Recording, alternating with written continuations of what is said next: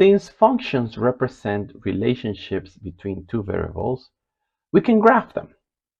And there are many methods we know to graph functions, but we're going to explain two different methods in this unit. The first method is called the table method, which consists in building a table. We put the x on one side of the table, f of x or y on the other side of the table, and then we start plugging in values, like plugging in -1 for x, and we replace -1 into the function. So that'll be, instead of 4x plus 3, it will be 4 times -1 plus 3. And then we do the calculation. 4 times -1 is -4, plus 3 is -1. And we keep going. We find as many points as we need. For this function we're doing, 3 is going to be more than enough, so let's find the second one. So let's put x equals 0, and then we replace the x for a 0, so now it's 4 times 0 plus 3, which is just equal to 3. And then we can plug in 1, so that's 4 times 1 plus 3. 4 times 1 is 4, plus 3 is 7. And we can keep going. We can do as many points as we need until we have a clearer view of how the graph is going to look like. And we can try any value of x that we want to until we can see what shape our graph is going to have. For this specific function, 3 points are enough.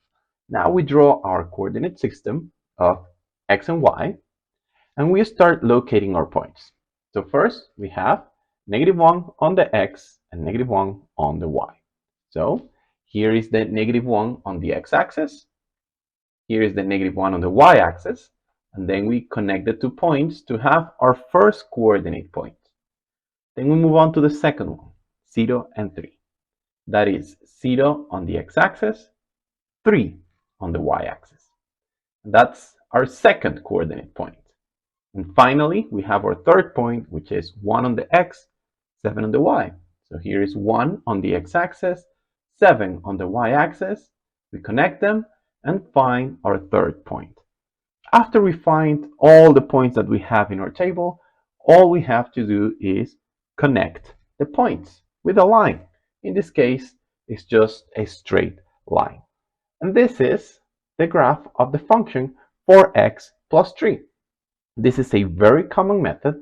It's often used, and especially when using computer programs or graphing programs, this is what the graphing programs do. They plot as many points as needed, thousands, hundreds, tens, many points as needed, and then they just connect them with a line. Of course, when we're doing this manually, especially for harder shapes, and it may take a lot of time because we may have to find many different points, and it may be a tedious process, but we can sketch the graphs using the second method, because this is just a straight line. But the second method is called the parent function. For the second method, we're going to get familiarized with the parent function of each function. The parent function is, if we want to call it, the original function from where all the other functions come from. And let's start with this one, f of x equals x. Remember, this x doesn't have an exponent, which means it actually has an exponent of 1. When an x or any letter, any number doesn't have a written exponent, that's an exponent of 1. The parent function of x to the power of 1, it's very straightforward. And let's look at the third quadrant first, because the parent function starts from this third quadrant. And it's just a straight line coming all the way down and from the left until we reach the 0, the origin of the coordinate system. Then this graph is going to continue on the first quadrant. And it's a straight line that keeps going up. So every function of x to the power of 1 is a straight line. Sometimes it's diagonal, sometimes a little bit more horizontal, a little bit more vertical, sometimes in the other direction, but it's just a straight line. Now, from this point on, every time we see orange in the axis, it means the values that we are allowed to have in our fraction.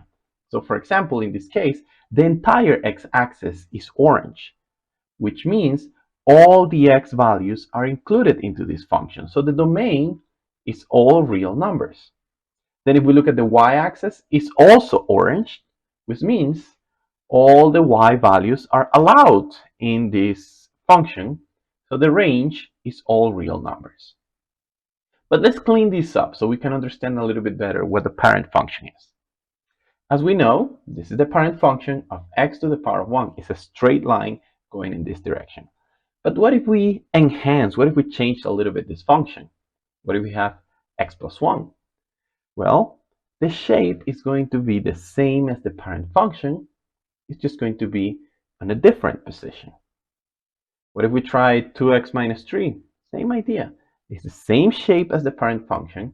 It's just on a different position and actually different inclination this time.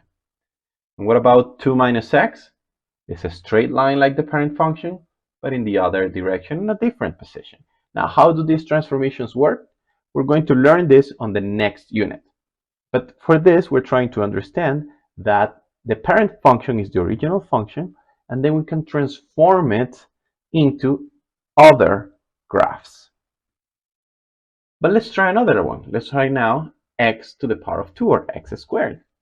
The parent function is going to change depending on the exponent and the operation of the original function. In the previous one, we had x to the power of 1. It was just a straight line. Now we have x squared, and let's see the shape. For x squared, we start looking at the second quadrant because the graph is going to be a curve coming downwards from that second quadrant all the way until it reaches 0. Then we take a look at the first quadrant because that curve is going to go from 0 and is going to increase all the way up to infinity. Remember, the orange lines are the lines where we have values. We have values on the negative x, on the positive x, on the positive y, but we don't have, if you look at that graph doesn't go into the negative y's. There is no part of the graph going into the downwards, into the bottom part of this graph.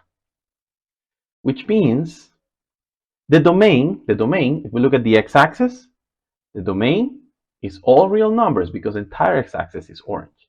But the range, only the top part, only the positive is orange. The bottom part, the negatives, is in red, meaning we don't have anything on the bottom.